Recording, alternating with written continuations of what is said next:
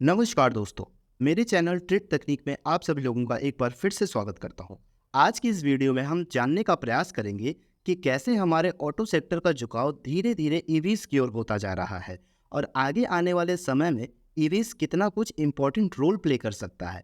साथ ही साथ ईवी के पोटेंशियल फ्यूचर को देखते हुए हमारे ऑटो सेक्टर की जो भी प्लेयर कंपनी है उनके इसके फ्यूचर को लेकर के क्या प्लानिंग है और हमारी गवर्नमेंट ईवी के ग्रोथ मॉडल को किस नज़रिए से देखती हैं और फ्यूचर को लेकर के गवर्नमेंट की क्या क्या पॉलिसीज़ हैं।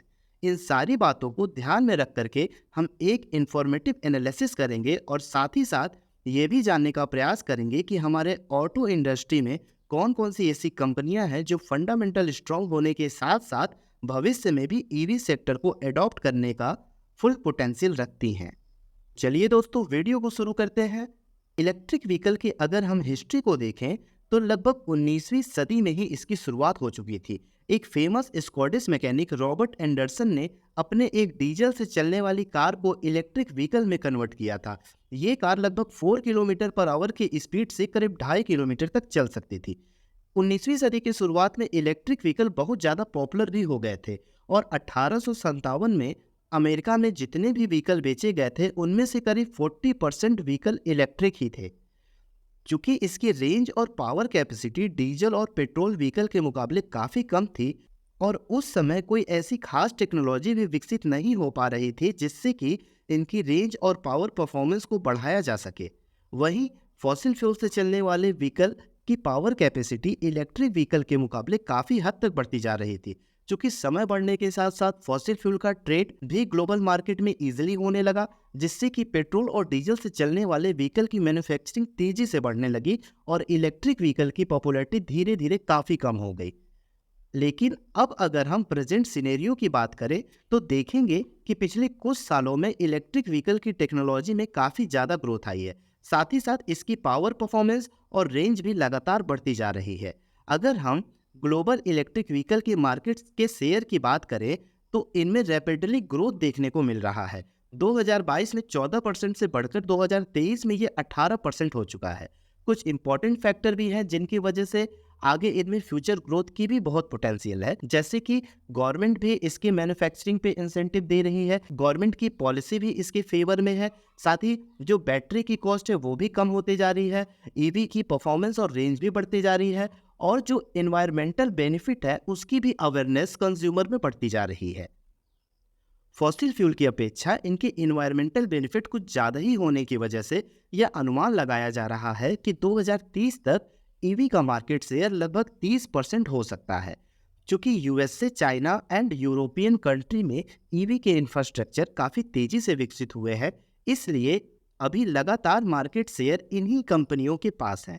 अगर अपने इंडियन ऑटो इंडस्ट्री की बात करें तो इनमें से कुछ प्रमुख कंपनियां ईवी के इंफ्रास्ट्रक्चर को विकसित करने में लगी हुई हैं। ईवी के इंफ्रास्ट्रक्चर के लिए भारत में जो सबसे बड़ी चुनौती है वो है लार्ज स्केल पर चार्जिंग स्टेशन को डेवलप करना। इसके लिए भारत की जानी मानी कंपनी टाटा मोटर ने लगभग 1 लाख चार्जिंग स्टेशन डेवलप करने की योजना बनाई है। इसके अलावा मर्सिडीज बेंज, हुंडई मोटर, किया और ओला जैसे कंपनियां भी लगातार चार्जिंग स्टेशन के डेवलपमेंट में एक इम्पॉर्टेंट रोल प्ले कर रही हैं। साथ ही साथ ये कंपनियां बैटरी की लागत और चार्जिंग के समय को कम करने की टेक्नोलॉजी पर भी लगातार काम कर रही हैं। इन्हीं सारे डेवलपमेंट को देखते हुए भारतीय ऊर्जा मंत्री ने कहा है कि भारत लगभग 2030 तक 50 लाख चार्जिंग स्टेशन को भी डेवलप कर लेगा।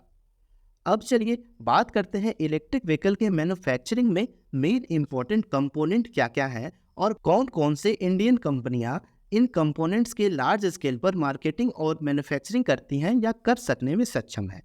एक इलेक्ट्रिक व्हीकल की मैन्युफैक्चरिंग में कुछ इंपॉर्टेंट कंपोनेंट हैं, जैसे battery pack, electric motor, power generation, charging system और ट्रांसमिशन हार्नेस वायरिंग।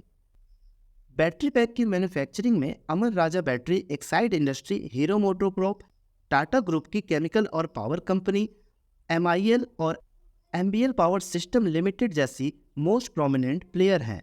वहीं अगर इलेक्ट्रिक मोटर की बात करें तो इनमें भेल, टाटा मोटर, अशोक लेलैंड और महिंद्रा जैसे प्रोमिनेंट प्लेयर हैं। भेल एक लार्जेस्ट इंजीनियरिंग मैन्युफैक्चरिंग कंपनी है जो कि वाइड स्केल पर इलेक्ट्रिक मोटर भी बनाती है different type of electric vehicle के लिए, जिनमें कार, बसेस और टू व्हीलर भी शामिल हैं। टाटा मोटर भी अपने आने वाले इलेक्ट्रिक व्हीकल मॉडल के लिए इलेक्ट्रिक मोटर की मैन्युफैक्चरिंग कर रही है। टाटा मोटर की ईवी सेक्टर में ग्रोथ को देखें तो ये एक वेल परफॉर्म्ड ग्रोथ को फॉलो कर रही हैं। हाल ही में इनके द्वारा लॉन्च की गई Nexon EV electric vehicle segment में एक टॉप परफॉर्मर 4 व्हीलर कार है। वैसे ही अशोक लीलैंड एक कमर्शियल व्हीकल मैन्युफैक्चरिंग कंपनी है जो इलेक्ट्रिक व्हीकल भी डेवलप कर रही है। इन्होंने सेल्फ मैन्युफैक्चर्ड इलेक्ट्रिक मोटर का यूज अपने अशोक लीलैंड डोस्ट इलेक्ट्रिक वैन में भी किया है। अगर हम 2 व्हीलर सेगमेंट की बात करें तो इनमें हीरो मोटोकॉर्प और 4 व्हीलर सेगमेंट में महिंद्रा एंड महिंद्रा और टाटा मोटर मार्केट के लीडर हैं। वहीं अगर कुछ इंपॉर्टेंट ऑटो पार्ट्स और ईवी सॉफ्टवेयर की बात करें तो कुछ फंडामेंटली स्ट्रॉन्ग मिड कैप और स्मॉल कैप कंपनीज भी हैं, जैसे ओलेक्ट्रा ग्रीन टेक और Motherson Sumi Uno Minda. Motherson Sumi wiring harness और हार्नेस कंपोनेंट और अदर इलेक्ट्रिक वायर के मैन्युफैक्चरिंग की ग्लोबल लीडर कंपनी है। इसका इंडियन वायर हार्नेस इंडस्ट्री में लगभग 40% मार्केट शेयर है। तो चलिए दोस्तों, अब बात कर लेते हैं फाइनल कंक्लूजन की कि कैसे प्रेजेंट और फ्यूचर सिनेरियो को देख करके हमें इसमें इन्वेस्टमेंट करनी चाहिए। लेकिन उससे पहले हमें एक बात जरूर समझ लेनी चाहिए कि ईवी सेक्टर की ग्रोथ में फ्यूचर में एक बड़ी समस्या भी आ सकती है। वो है तेजी से टेक्नोलॉजी का चेंज होना। जैसा कि हमने देखा कि 19वीं सदी की शुरुआत में भी इलेक्ट्रिक व्हीकल बहुत ज़्यादा पॉपुलर हो रहे थे, पर पेट्रोल और डीजल की ज़्यादा कन्वीनियंट और इजी टू यूज़ होने की वजह से इलेक्ट्रिक व्हीकल की डिमांड में अचानक से बहुत कमी आ गई थी। ठीक उसी प्रकार अगर भविष्य में कोई ऐसी कन्वीनियंट टेक्नोलॉजी आ जाए जिसका यूज़ ईवी की अपेक्षा ईजी हो जाए और साथ ही साथ इसके इन्वायरमेंटल बेनिफिट भी अच्छे हों, तब उस कंडीशन में ईवी उद्योग को एक बड़ा झटका जरूर लग सकता है। क्योंकि इलेक्ट्रिक व्हीकल में यूज़ होने वाली इलेक्ट्रिसिटी अभी भी पूरी तरह ग्रीन सोर्स से नहीं आ पा रही है। साथ ही साथ ईवी के प्रोडक्शन और रिप्लेसमेंट में भी कुछ ई वेस्टेज जनरेट होता है। इसीलिए इन सब बातों को ध्यान में रख करके इसके अल्टरनेटिव फ्यूल पर रिसर्च और डेवलपमेंट को भी जारी रखा गया है। जैसे कि हाल ही में हाइड्रोजन से चलने वाली कार काफ़ी चर्चा में आ गई है। यहाँ तक कि कुछ रिसर्चर्स का ये भी मानना है कि हाइड्रोजन व्हीकल भविष्य में ईवी को रिप्लेस कर सकती है। हाल ही में आपने देखा होगा कि भारत में नितिन गडकरी जो हाइड्रोजन व्हीकल को बहुत तेजी से प्रमोट कर रहे हैं।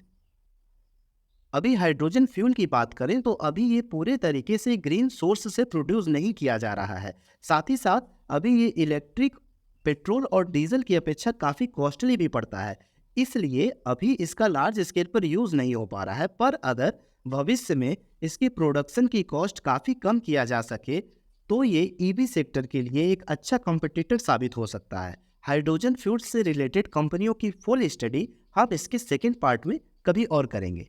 तो दोस्तों, ईवी सेक्टर में तो अभी निवेश किया जा सकता है, पर हमें हमेशा ध्यान में रखना होगा कि इसके अल्टरनेटिव फ्यूल की डेवलपमेंट में क्या कुछ हो रहा है। इसमें अगर निवेश की बात करें तो इसके लीडर कंपनी जैसे टाटा, महिंद्रा, हीरो मोटोकॉर्प और इनको इलेक्ट्रिक कंपोनेंट प्रोवाइड कराने वाले मार्केट लीडर कंपनी में निवेश करना हमारे लिए अच्छा हो सकता है। आगे आने वाले वीडियो में मैं आपको इनसे रिलेटेड एक एक कंपनी के टेक्निकल और फंडामेंटल एनालिसिस के साथ साथ ग्रोथ पोटेंशियल पर भी फुल रिसर्च का वीडियो बना करके आपको गाइड करने की कोशिश करूंगा, जिससे कि आपको ये समझने में आसानी हो कि लॉन्ग टर्म इन्वेस्टमेंट के लिए कैसे एक कंपनी को स्टडी किया जाता है। उम्मीद है दोस्तों आपको ये ईवी सेक्टर की एनालिसिस अच्छी लगी होगी, तो इसके लिए हमारे चैनल को सपोर्ट जरूर कीजिएगा। और अगर आप भी ईवी सेक्टर में निवेशित है या निवेश करने की योजना बना रहे हैं तो इस सेक्टर पर आपकी क्या राय है, कमेंट करके हमें जरूर बताइएगा। धन्यवाद।